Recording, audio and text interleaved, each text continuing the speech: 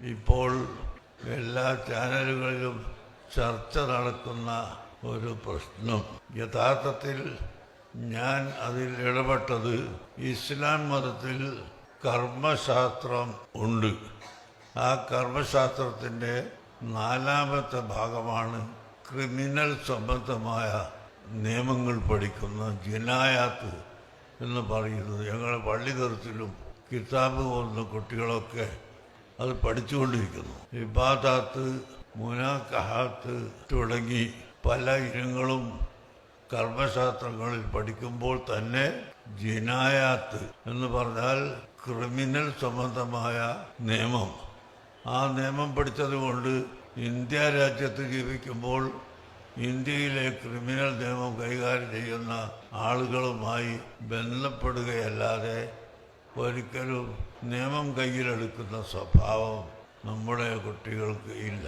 അതുപോലെ ഇപ്പോൾ യമനിൽ ഒരു പെൺകുട്ടിയെ തൂക്കിക്കൊല്ലാൻ തീരുമാനിച്ചപ്പോൾ നമുക്ക് ഒന്നും ചെയ്യാൻ സാധിക്കുകയില്ലെങ്കിലും അവിടുത്തെ പണ്ഡിതന്മാരുമായി ബന്ധപ്പെട്ട് ഇസ്ലാമിൽ കൊല്ലുന്നതിന് പകരം ദിയത്ത്, കവത് എന്നൊക്കെ അറബിയിൽ പറയുന്ന ചില പ്രായശ്ചിത്തം ഉണ്ട്.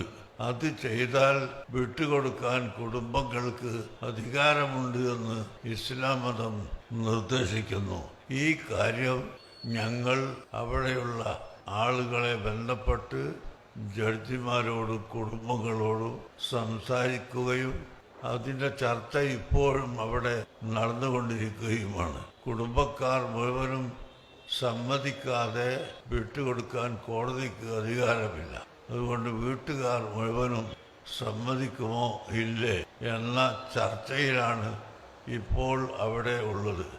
ഏതായാലും നമ്മുടെ വാക്കുകൊണ്ട് അങ്ങനെ ഇസ്ലാം മതത്തിൽ സൗകര്യങ്ങളുണ്ട് എന്നും ഇസ്ലാം മതം ഒരു വർഗീയവാദത്തിൻ്റെയോ വർഗീയ പ്രസ്ഥാനത്തിൻ്റെയോ മതമല്ല എന്നും ലോകത്തിന് പഠിപ്പിച്ചു കൊടുക്കലും ജനങ്ങൾക്ക് നന്മ ചെയ്യാൻ ശ്രമിക്കലും ഞങ്ങളുടെ കർത്തവ്യമാണ് എന്ന നിലക്കാണ് ഞാൻ വിഷയത്തിൽ ഇടപെട്ടിട്ടുള്ളത്. അതുകൊണ്ട് നാട്ടുകാരോടും